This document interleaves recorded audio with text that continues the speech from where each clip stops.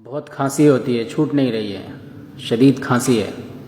बहुत ही सादा सा नुस्खा है, 2 से 3 आदत सेब लें, 2-3 सेब लें और उसे छील लें और उस छिलके को 2 कप पानी में इतना पकाएं कि 1 कप या उससे कम रह जाए।